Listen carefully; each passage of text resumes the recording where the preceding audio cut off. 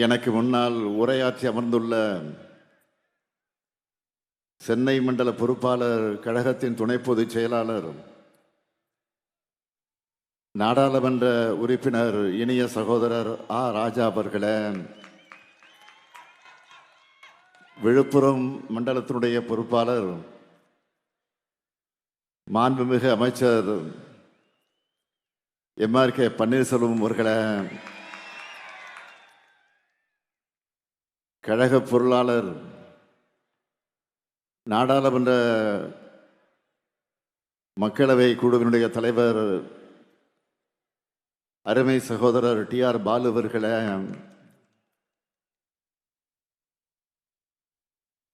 கழகத்தினுடைய முதன்மை செயலாளர், மாண்புமிகு அமைச்சர் KN நேரு அவர்களே, கழகத்தினுடைய துணை பொதுச் செயலாளர்கள்,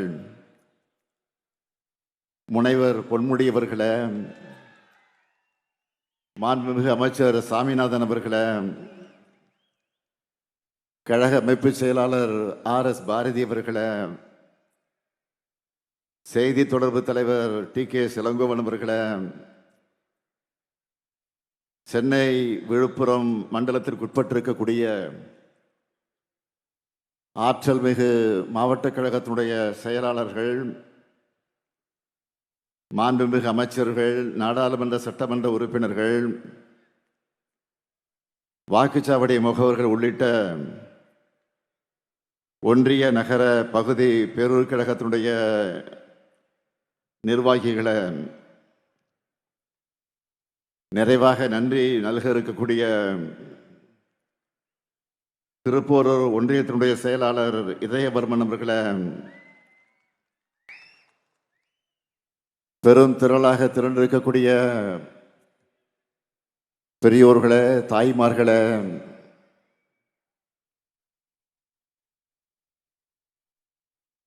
என் உயிரோடு கலந்திருக்கக்கூடிய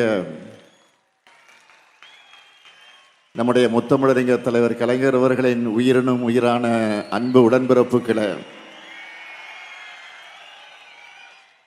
உங்கள் அனைவருக்கும் என்னுடைய அன்பான வணக்கம். 2026 தமிழ்நாடு சட்டமன்ற தேர்தலில் கழகத்தின் வெற்றியை களத்தில் நின்று ஈட்டி வரக்கூடிய ஈட்டி முனைகளை, உங்க எல்லாருடைய உற்சாகத்தையும் நம்பிக்கையும் பார்த்து எனக்கும் எனர்ஜி பூஸ்ட் கிடைச்ச மாதிரி இருக்கு.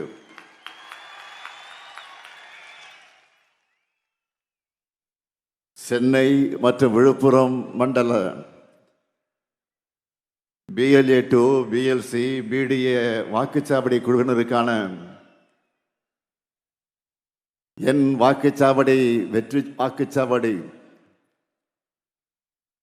அந்த பயிற்சியினுடைய மாநாட்டை கலந்துகிட்டு உங்களை எல்லாம் சந்திப்பதில் நான் மிகுந்த மகிழ்ச்சி அடைகிறேன். சென்னை மண்டலம்,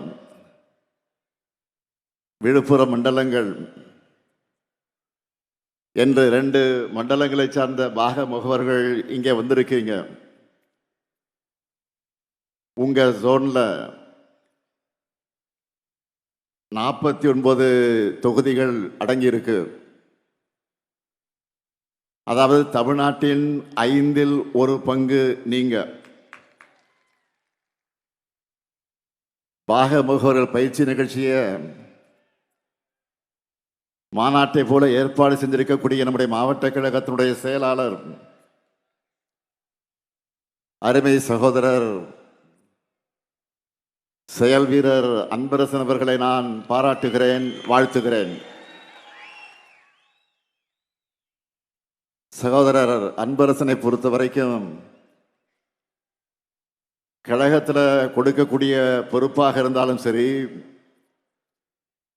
ஆட்சி நிர்வாகத்தில் கொடுக்கக்கூடிய பொறுப்பாக இருந்தாலும் சரி,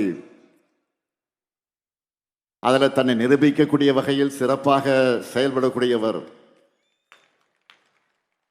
அதே போலத்தான் இந்த மாநாட்டையும் சிறப்பாக நடத்தி தன்னை மீண்டும் நிரூபிச்சிருக்கிறார். அதேபோல் இருந்தாலும் சரி,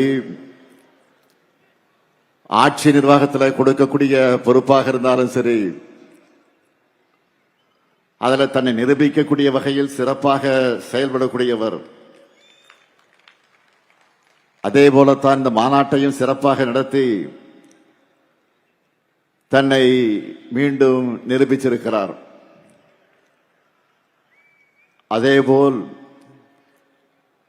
இந்த மாநாட்டை ஒருங்கிணைச்ச சென்னை மண்டலத்தினுடைய பொறுப்பாளர், கழகத்தினுடைய துணை பொதுச் செயலாளர் தலைவர் கலைஞர் அவர்களால் தகத்தக சூரியன் என்று போற்றப்பட்ட ராசா அவர்களுக்கும், வேங்கையின் மைந்தன் என்று அழைக்கப்படும் மாண்புமிகு வேளாண்மை துறை அமைச்சர் MRK பன்னீர்செல்வம் அவர்களுக்கும் என்னுடைய பாராட்டுக்கள், வாழ்த்துக்கள். அதே போல இந்த 2 மண்டலத்திற்குட்பட்ட மாவட்ட கழகத்தினுடைய செயலாளர்களுக்கும், தோளோடு தோள் நின்று பணியாற்றி இருக்கக்கூடிய அனைத்து நிர்வாகிகளுக்கும் தலைமை கழகத்தின் சார்பில் என்னுடைய வாழ்த்துக்களையும் நன்றியை நான் தெரிவித்துக் கொள்ள விரும்புகிறேன். சென்னையில் மொத்தம் 21 தொகுதிகள், திருவள்ளூர் மாவட்டத்தில் 6 தொகுதிகள், காஞ்சிபுரத்தில் 10 தொகுதிகள், கடலூர் கிழக்கில் 5 தொகுதிகள், விழுப்புரம் மாவட்டத்தில் 7 தொகுதிகள்னு மொத்தம் 49 தொகுதிகளின் வெற்றியை உறுதி செய்ய நாம் இங்கே கூடியிருக்கிறோம். சென்னையும் வட தமிழ்நாடும் எப்பவுமே திமுகவின் கோட்டைன்னு திரும்பவும் நான் நிரூபிச்சு காட்டணும். எப்பவும் போல உங்ககிட்ட இருந்துதான் நம்ம வெற்றியை தொடங்க போறோம். அதனாலதான் இந்த கூட்டத்தையும் இந்த மண்டலத்தில் இருந்து நான் தொடங்குகிறேன். தேர்தல் பணின்னு வந்துட்டா கழக உடன்பிறப்புகளை அடிச்சிக்க ஆளே கிடையாது. இதை நான் மட்டுமல்ல, கழகத்தின் எதிரிகளை பல நேரங்களில் பல சந்தர்ப்பங்களில் சொல்லியிருக்காங்க. அதே வேகம், அதே ஆற்றல், அதே சுறுசுறுப்பு, அதே கவனத்தோடு இந்த முறையும் உழைக்க நீங்க தயாரா? தமிழ்நாடு முழுக்க எல்லா பூத்திலையும் 100 வாக்காளர்களுக்கு ஒரு உறுப்பினர் வீதம், ஒவ்வொரு பூத்திலையும் சராசரியாக 10 வாக்குச்சாவடி குழுவினுடைய உறுப்பினர்களை நாம் நியமிச்சிருக்கிறோம். மைக்ரோ மேனேஜ்மெண்டாக இருந்தாலும் சரி,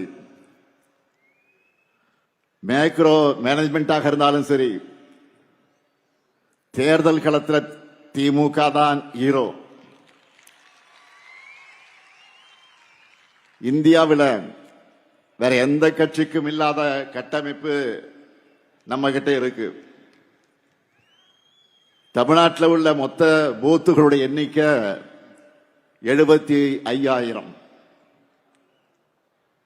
ஒவ்வொரு பூத்துக்கும் நாம செட் பண்ணி இருக்கக்கூடிய மினிமம் டார்கெட் எவ்வளவு தெரியுமா?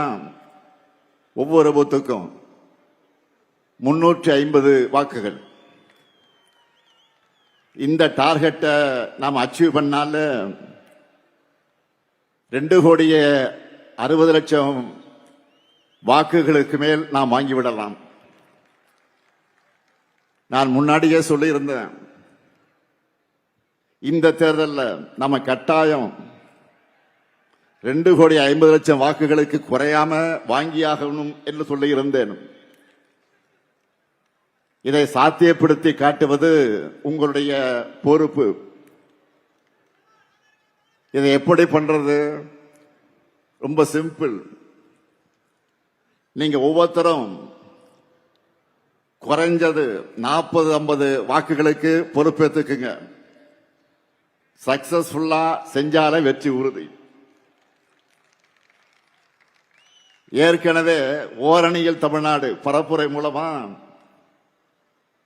1,14,00,000 குடும்பங்கள் நம்ம கழகத்தோட இணைஞ்சிருக்காங்க. இதுல ஒரு வாக்கு கூட மிஸ் ஆகாம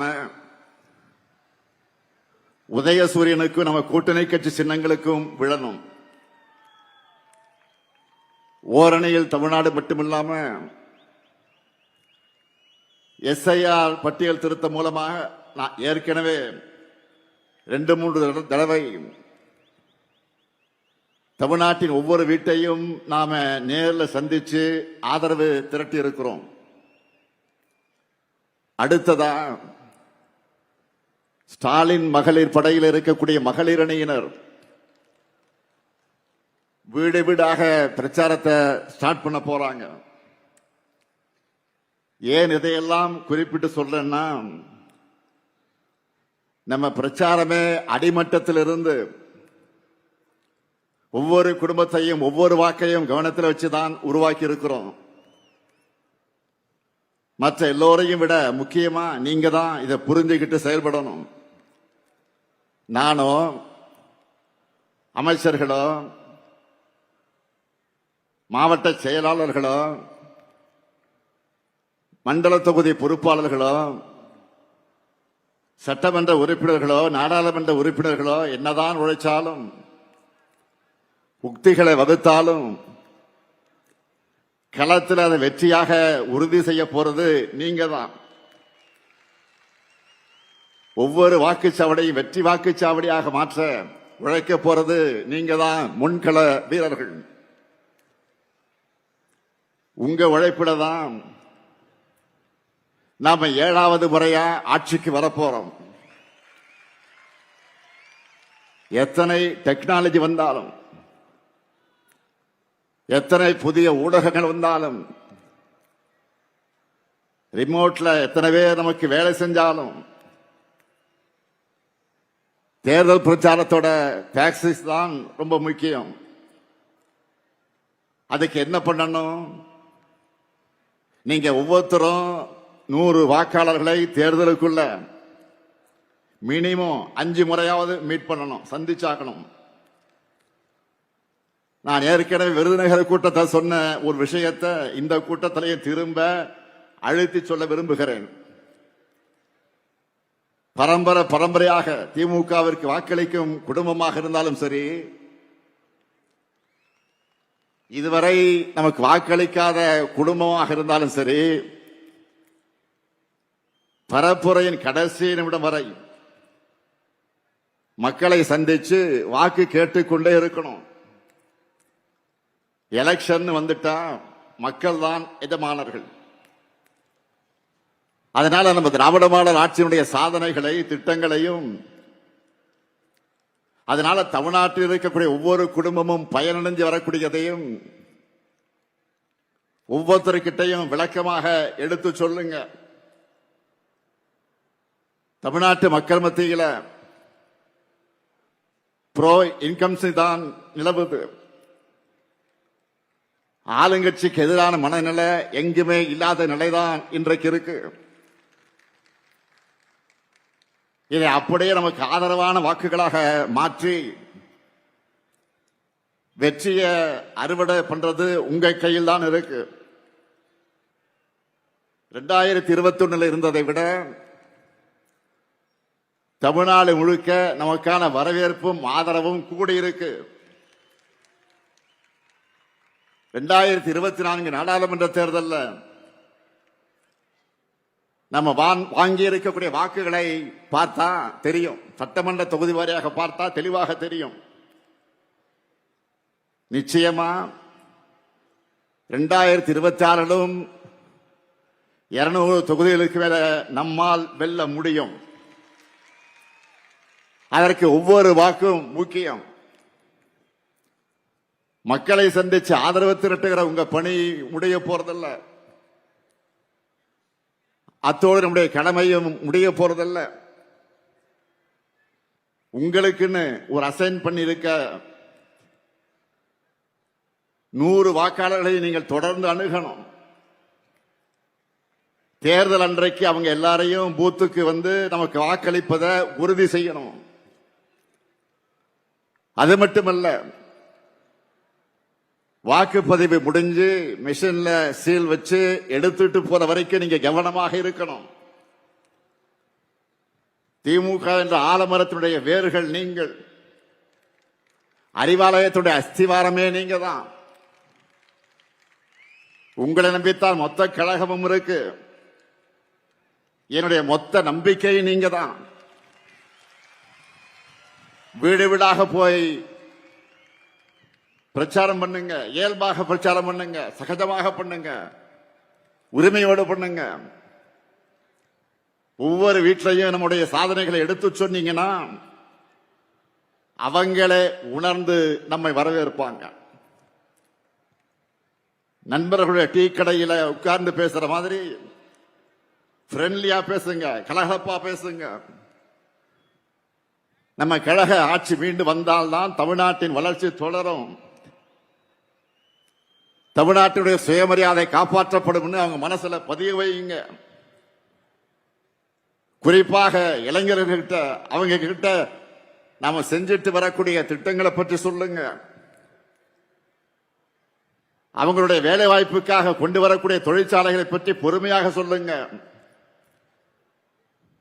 இதுக்காக உங்களுக்கு தேவைப்படக்கூடிய தகவல்களை அடங்கி இருக்கக்கூடிய ஒரு புத்தகத்தை உங்களுக்கு வழங்கி இருக்கிறோம்.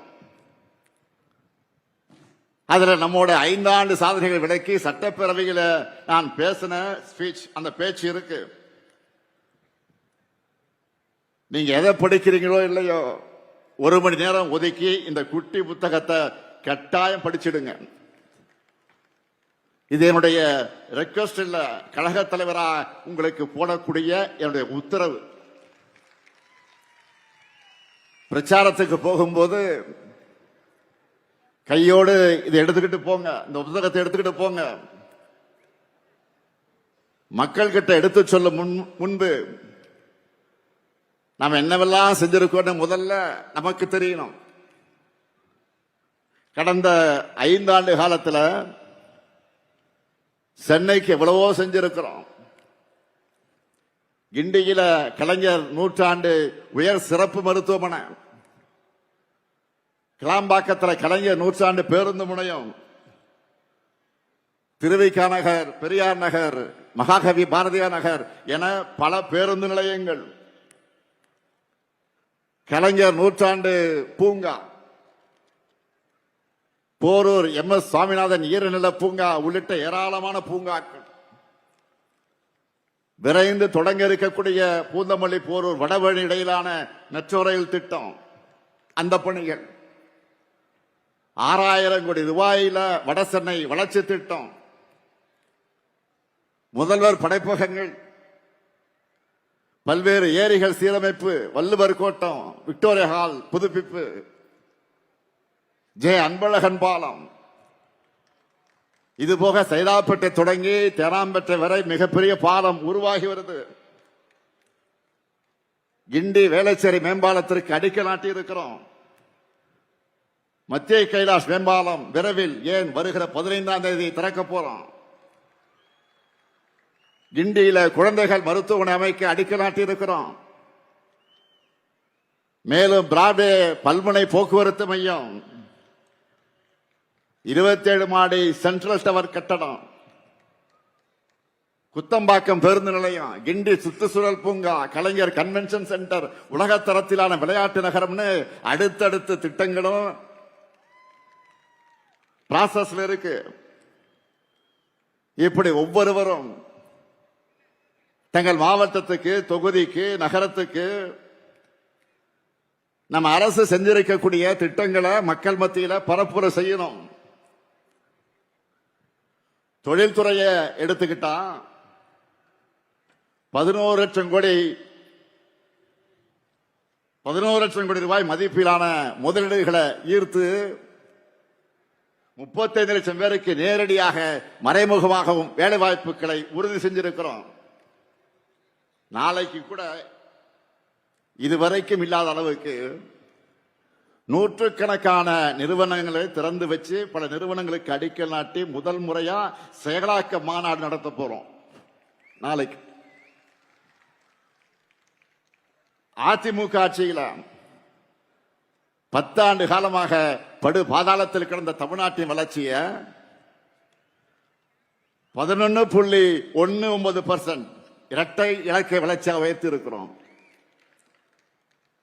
இந்தியாவில் தமிழ்நாடு மட்டும்தான் இந்த சாதனை செஞ்சிருக்கு.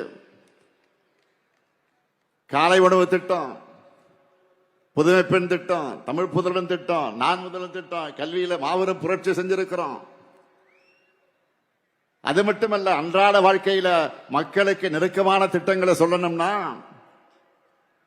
கலைஞர் மகளிர் உரிமை தொகை, விடியல் பேருந்து பயணம், மக்களை தேடி மருத்துவம், உங்களுடன் ஸ்டாலின், நலன் காக்கும் ஸ்டாலின், தாய் மாணவ திட்டம்னு பல திட்டங்களை சொல்லலாம். மேலும் பெண்களுக்கான பல முன்னோடி திட்டங்களை செயல்படுத்திக்கிட்டு இருக்கிறோம். அரசு ஊழியர்களுடைய நீண்டகால கோரிக்கைகளை நிறைவேற்றியிருக்கிறோம். சிறுபான்மையின மக்களுக்கு தொடர்ந்து நலத்திட்டங்கள் அறிவிக்கிறோம். விவசாயிகள் நன்மைக்காக 2 லட்சம் விவசாயிகளுக்கு இலவச மின் இணைப்பு தந்திருக்கிறோம். நெல் குவிண்டாலுக்கு 2000 500 ரூபாய் நிர்ணயம் செஞ்சிருக்கிறோம். எண்ணற்ற தடுப்பணைகள், வேளாண்மைக்கு தனி பட்ஜெட், பல்வேறு திட்டங்களை நிறைவேற்றிருக்கிறோம். நாம கவர் பண்ணாத தரப்பே கிடையாது. நம்ம சாதனை பண்ணாத செக்டாரே கிடையாது. எல்லாத்தையும் சொல்வதற்கு நேரம் இல்லாட்டியும் நீங்க யாரை பார்க்கிறீங்களோ அவங்க தொடர்பான திட்டங்களை, சாதனைகளை டக்கு டக்குன்னு சொல்ற மாதிரி ஃபிங்கர் டிப்ஸ் எல்லாத்தையும் நீங்க வச்சிருக்கணும். இந்த 5 ஆண்டு காலத்துல நாம நிறைவேற்றிருக்கக்கூடிய திட்டங்கள் தான் அடுத்த 50 ஆண்டு கால தமிழ்நாட்டை வழிநடத்த போகிற ப்ளூ பிரிண்ட். அது மறந்துடாதீங்க. சொன்னதை மட்டும் இல்ல, சொல்லாத பல திட்டங்களை செஞ்சு காட்ட அரசாக நம்முடைய திராவிட மாடல் அரசு இருக்கு. மீதமுள்ள கோரிக்கைகள், வாக்குறுதிகள் அடுத்து அமைய இருக்கக்கூடிய திராவிட மாடல் 2.0 அரசுல நாம தான் செஞ்சு தர போறோம்னு சொல்லுங்க. அடுத்த 5 ஆண்டுகள்ல தமிழ்நாட்டின் வளர்ச்சி உலக நாடுகளுக்கு இணையாக உயரக்கூடிய நிலை வரும் என்ற நம்பிக்கையை மக்களிடத்தில் ஏற்படுத்துங்க. நாம ஆட்சிக்கு வர வேண்டியது எவ்வளவு முக்கியம்னு இவ்வளவு நேரம் சொன்னேன். நம்முடைய திட்டங்களை சொன்னேன். அதேபோல் யார் ஆட்சிக்கு வரக்கூடாது என்பதை மக்களுக்கு விளக்கி சொல்லணும். தற்போதைய சூழல்ல திமுகவை தவிர யார் ஆட்சிக்கு வந்தாலும் அது சர்வ நிச்சயமா டெல்லி பாஜக ஆட்சியாக தான் இருக்கும்னு தெல்ல தெளிவா புரிய வைங்க. நம்ம கூட்டணியை தவிர வேற யாருக்கு வாக்களிச்சாலும் இதுவரை நாம பண்ணிக்கிட்டு வரக்கூடிய நலத்திட்டங்கள் ஸ்டாப் நின்னுடும். தமிழ்நாட்டினுடைய தொகுதி அளவை குறைச்சிருவாங்க. இதுவரை நாம் சாதிச்சு காட்டியிருக்கக்கூடிய வளர்ச்சியை பின்னோக்கி கொண்டு போயிடுவாங்க.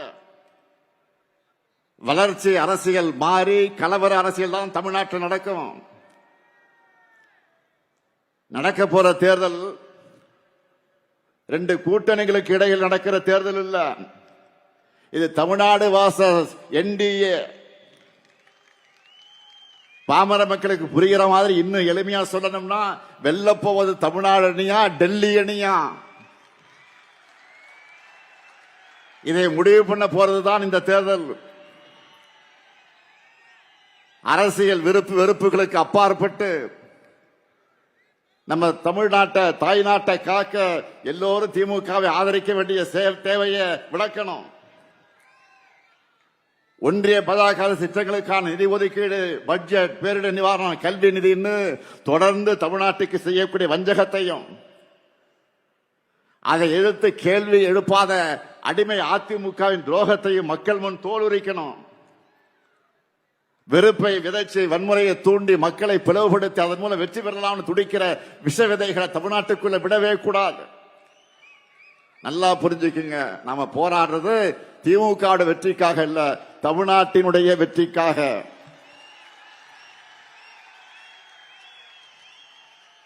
பாஜகவினுடைய டப்பா என்ஜின், பாஜகவினுடைய டப்பா என்ஜினுக்கு முன்னால தமிழ்நாட்டினுடைய திராவிட மாடல் சூப்பர் ஃபாஸ்ட் என்ஜின் என்றும் தலைகுனியாது. இந்த உறுதியை தமிழ்நாட்டில் இருக்கக்கூடிய ஒவ்வொரு வீட்டுக்கும் ஒவ்வொரு வாக்காளர்களுக்கு கொண்டு போய் சேர்க்க வேண்டியது உங்களுடைய வேலை. களப்பணி மட்டும்தான் இனி உங்களுடைய முழு பணி. உங்களுடைய ஒவ்வொரு மினிட் உழைப்பும் ஒரு ஓட். கூட்டணி, தொகுதி, அந்த பங்கீடு, எந்த தொகுதி யாருக்கு, யார் வேட்பாளர், இதையெல்லாம் கவலைப்படாதீங்க, நான் பார்த்துக்கிறேன். அதை என்கிட்ட விட்டுருங்க. எங்க யார் நின்னாலும் 234 தொகுதியில தலைவர் தான் இந்த ஸ்டாலின் தான் வேட்பாளர் நினைச்சு வேலை பாருங்க.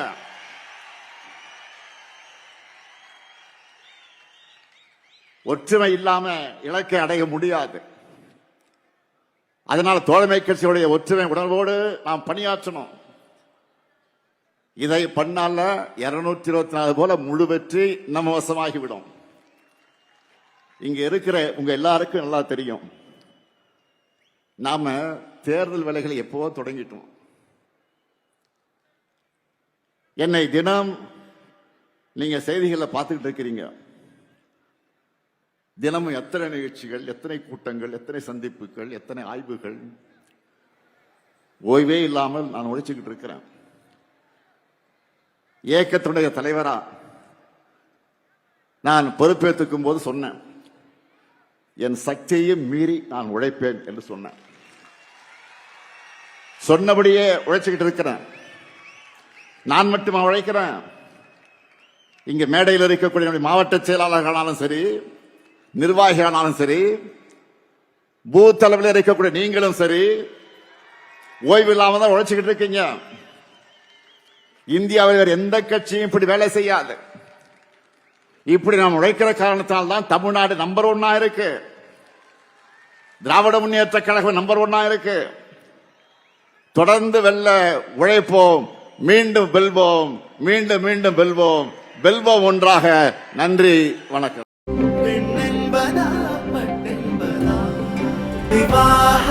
மணப்பெண்ணின் பிரத்யேகமான திருமணம் விவாஹா தி சென்னை சில்க்ஸ்.